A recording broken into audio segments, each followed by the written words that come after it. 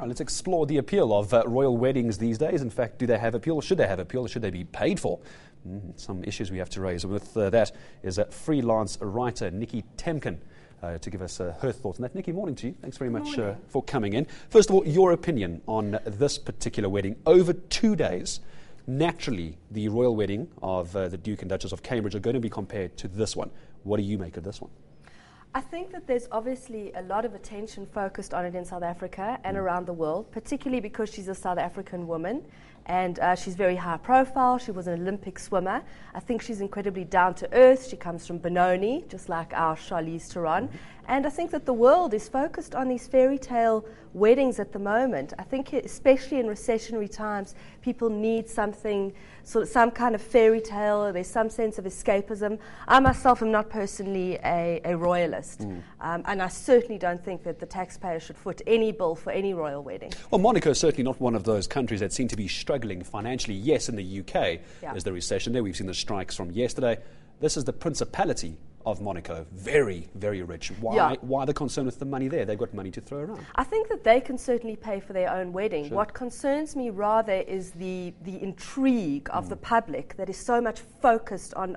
But I suppose, as I say, in bad times, people need things to sort of look for that are positive and optimistic and give them a sense of, you know what, things are okay with the world. We still have the monarchy in place. They're still celebrating, you know, and they still have lots and lots of money to kind of have a lavish ceremony and throw lots of amazing things into the mix. Although, having said that, Charlene Woodstock is actually using a lot of people and services from her home country. There's a local designer that's making her dress, Terence Bray, as well as the dresses of the bridesmaids. And she's also having local chefs and local entertainment like Jason Hartman, who was a recent runner-up of the Idols competition. Also, the question of royal blood has to come into it. Of course, Prince Albert has come from a long line of royal blood. As you mentioned, Charlene from Benoni, not to my knowledge, is there a royal family of Benoni? I think that concept of royals having to marry into royal blood is quite an outdated concept. And especially if you look at the royal family in the UK, they certainly have not married into royal blood over the last few years. In fact, for instance, Kate Middleton has absolutely no nobility in her blood. Her parents do not have titles. And I think that what's happening is we're seeing royal families and monarchies bringing themselves into modern times. And they realize that in order to exist, and their very existence depends on the adulation of the public. They need to actually modernize themselves and show that they're in touch with the common people, so to speak. You say you're not a royalist, and I'm sure many people would agree with you, some might disagree with you, but you would have obviously been following the story in the build-up to this. These rumors of Charlene trying to board a plane and come back home to Benoni, it's been quelled. What do you make of that? I think that where there's a spark, where there's a fire, there's generally a spark. Perhaps she had sort of cold feet at the last minute, and you wouldn't blame her. Marrying into a royal family pretty much means that from now on your life is not your own. You're going to be followed by the paparazzi, which probably isn't a very pleasant thing. But at the same time, I do feel that the media always looks for things to sensationalize. I wouldn't pay much attention to it.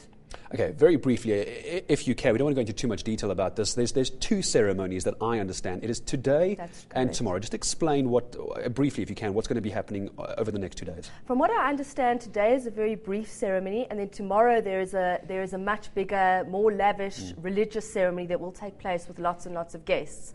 I don't think that it's going to be as large as the UK royal wedding. I think that was just full of pomp and ceremony. And I'm hoping myself to see a wedding that is rather more toned down, that is still sophisticated, but perhaps a little bit more minimal. I'm expecting that because she's a South African and her roots are kind of very low-key, that we're going to see something that isn't too filled with sort of like expectations to meet what the public demands, rather what she wants as a person. Probably some boerewors rolls as the official wedding meal, boerewors rolls and pappenbos. All right, Nikki, I'm going to say thanks very much for the moment.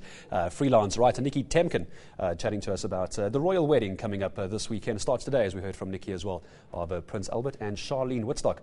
The girl from Benoni is going to be becoming a princess.